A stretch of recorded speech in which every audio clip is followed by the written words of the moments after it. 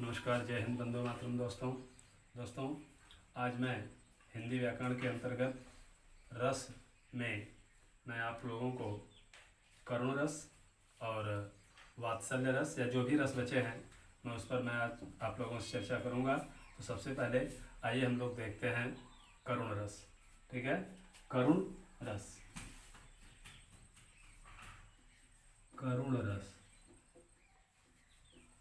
ठीक है, करुण रस किसे कहते हैं, इसको हम लोग देखते हैं, इसकी परिभाषा को देखते हैं कि जब किसी प्रिय के विनाश होने पर या किसी प्रिय वस्तु के विनष्ट होने पर या जिस चीज़ को हम बहुत ज़्यादा जिससे हम लगाव रखते हैं उसके विनष्ट हो जाने पर हमारे मन में जो शोक नामक अस्थायी भाव उत्पन्न होता है उसे हम करुण रस कहते हैं।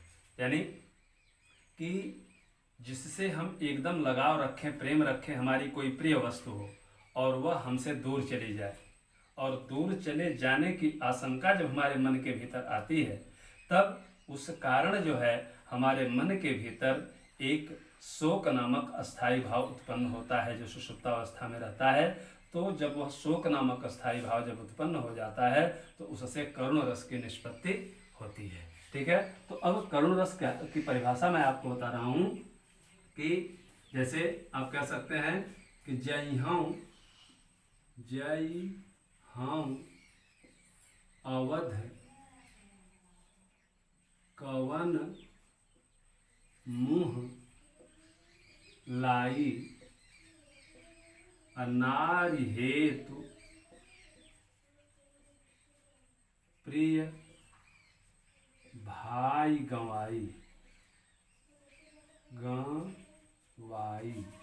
ठीक है, यह उस समय का वर्णन है श्री रामचरितमानस से। बाबा तुलसी लिखते हैं जिस समय लक्ष्मण को मेघनाद के द्वारा शक्ति लगी है और वह मूर्छित हो पड़े हैं, जमीन पर पड़े हुए हैं मूर्छित होकर के, और उसी समय भगवान श्री राम उनके शीश को अपनी गोद में लेकर के वह विलाप करते हैं, कहते हैं कि जय हूँ अवध कवन मुँह लाई, कि हे भाई मैं अवध में कौन सा मुँह लेकर के जाऊंगा। क्यों कि नारी हेतु प्रिय भाई गंवाई, कि मैं एक पत्नी के लिए अपने प्रिय भाई लक्ष्मण को हमने क्या कर दिया है, खो दिया है, यानी वह हमसे दूर चला गया है। इसलिए अवध के लोग, अवध के वासी या माता सुमित्रा हमसे क्या कहेंगे, इस बात को सोच करके उनके मन के भीतर शोक नामक अस्थायी भाव उत्पन्न होता है जिससे करुण रस की निष्पत्ति होती है। ठीक है ना। अब इसमें जो है इसका आलंबन क्या है, आलंबन कौन है, आलंबन जो है इसमें मैं यहीं पर लिख देता हूं, आलंबन है इसके यानी विभाव के अंतर्गत, विभाव में आलंबन है राम का विलाप। ठीक है, अविलाप ये क्यों कर रहे हैं, तो इसका उद्दीपन क्या है, उद्दीपन है लक्ष्मण शक्ति। ठीक है, अब इसका इतनी बात समझ में आ गई कि नहीं। जैसे राम का जो विलाप करना है यह आलंबन है विभाव के अंतर्गत, और इसमें जो है उद्दीपन क्या है, विलाप को क्यों कर रहे हैं, क्योंकि उनके प्रिय भाई लक्ष्मण को मेघनाद के द्वारा शक्ति लग चुकी है और बेहोश पड़े हुए हैं। तो ये हो गया यहाँ पे उद्दीपन। ठीक है ना। जब यह उद्दीपन हुआ तो इस उद्दीपन के कारण ही उनके मन में क्या हो गया, अस्थाई भाव जो सुषुप्तावस्था में पड़ा हुआ था वह जागृत हो गया। ठीक है ना, जो सुषुप्तावस्था में अस्थाई भाव पड़ा था वह क्या हो जाएगा, अब वह जागृत हो जाएगा। तो जागृत हो गया अस्थाई भाव, अस्थाई भाव जब जागृत हुआ तो क्या हो गया, शोक। ठीक है ना। अब जब अस्थाई भाव शोक हुआ तो उस कारण उनके मन के भीतर संचारी भाव, संचारी भाव क्या हो जाएगा, त्रास, पीड़ा, कष्ट। ठीक है, ये संचारी भाव हो गया। और अनुभाव क्या हो गया इसका, वो क्या अनुभव कर रहे हैं कि अवध के लोग मुझसे जो प्रश्न करेंगे तो मैं क्या उत्तर दूंगा, यानी आगे की बात को सोचकर परेशान होना। यानी अवध वासियों और सुमित्रा माता के बारे में सोचना। सोचते हैं इस चीज को कि मैं वहां पर ये पीड़ा कष्ट हो रहा है कि मैं वहां पर उनको क्या करूंगा, यानी मैं कौन सा मुंह लेकर के अयोध्या में जाऊंगा। तो इस तरह से ये जो है करुण रस है, यानी अपने किसी प्रिय के नष्ट हो जाने पर मन में जो शोक नामक स्थायी भाव उत्पन्न होता है उसे हम करुण रस कहते हैं। ठीक है ना। अब जैसे आप लोग देख सकते हैं और बहुत सारे उदाहरण हैं कि जैसे सूर्यकांत त्रिपाठी निराला की रचना है, आप लोग बहुत मशहूर रचना है उनकी कि वह तोड़ती पत्थर देखा उसे मैंने इलाहाबाद के पथ पर, वह तोड़ती पत्थर कोई न छायादार पेड़ जिसके तले बैठी हुई स्वीकार, सामने तरुमारिका अट्टारिका प्राकार। यहाँ पर हम देखें कि कवि जो है निराला जी वह सड़कों पर निकलते हैं और एक कोई गरीब बालिका क्या कर रही है, सड़कों पर पत्थर तोड़ रही है, और उस दृश्य को देख करके उनके मन में एक पीड़ा उठती है। उसको देख करके उनके मन के भीतर शोक जागृत हो जाता है जो सुषुप्तावस्था में पड़ा हुआ था, और उससे करुण रस की निष्पत्ति हो जाती है। ठीक है ना। तो संचारी भाव क्या होता है कि उनको कष्ट होने लगता है। ठीक है ना। और वो चाहते हैं, अनुभव होता है कि सरकार के द्वारा चाहे किसी व्यक्ति के द्वारा उनकी मदद की जाए या स्वयं मैं उसकी मदद करूं। कविता में आगे बताया गया है। तो इस तरह से जब कहीं पर भी किसी के दुख को देख करके, कष्ट को देख करके या अपने किसी प्रिय के नष्ट हो जाने पर जो हृदय के भीतर शोक नामक स्थायी भाव उत्पन्न होता है उसे करुण रस कहते हैं। ठीक है। अब दूसरा मैं आपको बताऊं करुण रस के बाद, अब आइए हम लोग चर्चा करते हैं वात्सल्य रस की। ठीक है। वात्सल्य रस, वात्सल्य रस। ठीक है। जिसका स्थायी भाव क्या होता है, वत्सलता। वात्सल्य रस का स्थायी भाव वत्सलता। यानी वात्सल्य रस कहते किसे हैं, जब गुरु का अपने शिष्य के प्रति या अपने माता पिता का अपने पुत्र के प्रति जिस प्रेम के प्रकट होने पर जो वात्सलता नामक स्थायी भाव उत्पन्न होता है, तब वहां पर वात्सल्य रस होता है। गुरु के प्रति शिष्य के, गुरु का अपने शिष्य के प्रति या पुत्र के प्रति अपने माता पिता द्वारा जो प्रेम प्रकट किया जाता है, और उनके प्रति, पुत्र के प्रति या शिष्य के प्रति जो मन में वत्सलता नामक अस्थाई भाव उत्पन्न होता है, वह उसे जो है वात्सल्य रस कहते हैं। ठीक है। वात्सल्य रस जैसे हम लोग मान लीजिए कह सकते हैं कि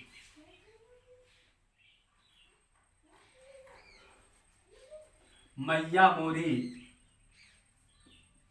मैया मोरी मैं नहीं माखन खायो। ठीक है। भोर भयो गैयन के पाछे, भोर भयो गैयन के पाछे मधुबन मोहि पठायो। ठीक है। चार पहर बंसी बट बट क्यों सांझ परे घर आयो, ऐसे पूरी पद है ये सूरदास बाबा का। अब यहां पर देखिए कि वात्सल्य रस यानी माता का पुत्र के प्रति, ठीक है, वो कहते हैं मैया जसोदा कृष्ण जी से कि कान्हा तुमने माखन चोरी करके खा लिया है, प्रेम बस स्नेह बस। लेकिन यहां पर देखिए कि भगवान श्री कृष्ण कितने एक मातृवत भाव से वो कहते हैं कि हे मैया मैंने माखन नहीं खाया है। क्यों नहीं खाया है वो उदाहरण भी प्रस्तुत करते हैं, वो बताते हैं न खाने का कारण वो बताते हैं कि भोर भयो गई, क्योंकि जैसे ही भोर होती है मैं गायों के पीछे चला जाता हूँ और सांझ परे घर आयो, और संध्या काल में मैं घर पर वापस आता हूँ। ठीक है, तो यहाँ पर हम लोग देखते हैं, जब हम पद को पूरा पढ़ते हैं उसमें हम ये पाते हैं कि माता अंत में मान लेते हैं कि हाँ कन्हैया तू नहीं माखन खायो कि तूने माखन नहीं खाया है। तो यहाँ पर एक माता का अपने पुत्र के प्रति एक प्रेम जागृत होता है, जिसमें वत्सलता नामक अस्थायी भाव जागृत होता है उनके अंदर, और जब वत्सलता नामक अस्थायी भाव जागृत होता है तो उससे जो है वात्सल्य रस की निष्पत्ति हो जाती है। ठीक है ना। तो इसमें जो है आलंबन उद्दीपन आप लोग समझ गए होंगे, कन्हैया हैं, सॉरी आलंबन जो है माता जसोदा है, और उद्दीपन जो है श्री कृष्ण के द्वारा माखन का खाया जाना है। ठीक है, और संचारी भाव वही वात्सल्य का वत्सलता। ठीक है, और संचारी भाव क्या है, हर्ष है, आनंद है, क्योंकि वात्सल्य रस में हर्ष आनंद यही आपको ही मिलेगा ही। ठीक है, और अनुभव क्या हो जाएगा कि अंत में इस बात को स्वीकार कर लेना कि हे कन्हैया तूने माखन नहीं खाया है। या जैसे एक उदाहरण दे सकते हैं सूरदास बाबा का कि किलकत कान घुटुरुवन यावत। जी ठीक है, यहाँ पर माता उनको देख करके बहुत प्रसन्न होती हैं, एक आनंदित होती हैं वो। ठीक है ना, जब पुत्र के प्रति माता जो है जब अपने स्नेह भाव को प्रकट करती है तो ये जान लीजिए कि वहीं पर जो है वात्सल्य रस होता है।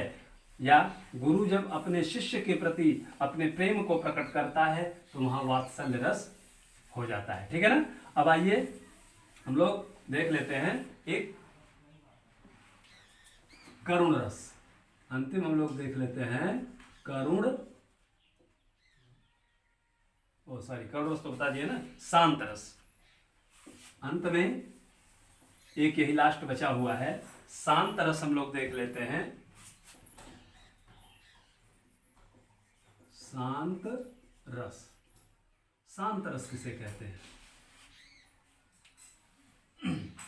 इसका अस्थाई भाव क्या होता है? निर्वेद।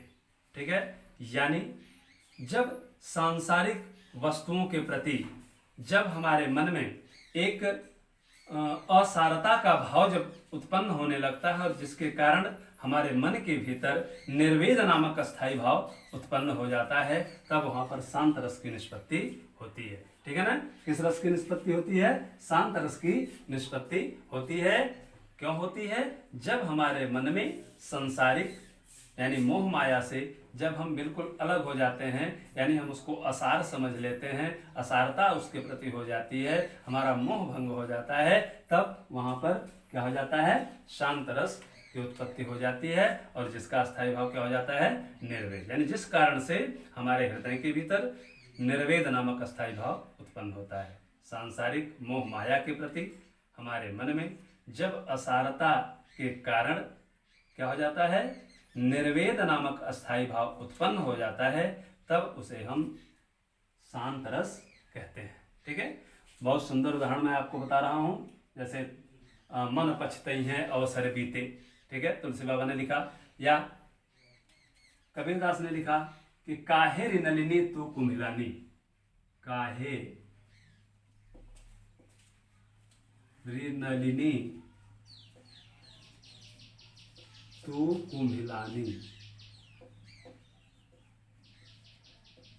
ठीक है, तेरे हिनाल सरोवर पानी, तेरे हिनाल सरोवर पानी, जल में उत्पत्ति जल में वास, जल में उत्पत्ति जल में वास, जल में नलिनी तोर निवास, जल में नलिनी तोर निवास। देखिए अभी आगे है, कौन है तो को कासन लाग, काहे नलिनी तो को मिलानी। बहुत सुंदर पद है, शांत रस है इसमें। आप लोग हम लोग देखेंगे कि बाबा कबीरदास का ये पद है कि काहे नलिनी तो को मिलाने, यानी कि हे नलिनी, हे कमलिनी, तू क्यों कुम्हिला रही है? ये सांसारिक मनुष्यों को इस संबोधित करते हुए कमलिनी किसको कहते हैं? हम मानवों को कहते हैं, संपूर्ण मानव जाति को कहते हैं कि तू कुमिला अर्थात मुरझा क्यों रहा है? क्योंकि तेरे ही नाल सरोवर पानी की, जो तुम्हारी नाल है वह सदैव कहाँ रहती है? पानी में ही डूबी रहती है। ठीक है, जल में उत्पत्ति जल में वास, जल में ही तुम्हारी उत्पत्ति होती है, जल में ही तुम्हारा निवास रहता है, लेकिन फिर भी तुम नष्ट हो जा रही है। यानी मनुष्य को कहते हैं कि तुम जो है सदैव भगवान के साथ रहते हो, लेकिन फिर भी तुम उस भगवान को भूल जाते हो और स्वयं अपने आप को तुम समाप्त कर लेते हो। ठीक है, तो यहाँ पर हम देखते हैं कि इसमें जो है शांत रस, इसमें आलंबन क्या है? आलंबन वही पार ब्रह्म परमात्मा।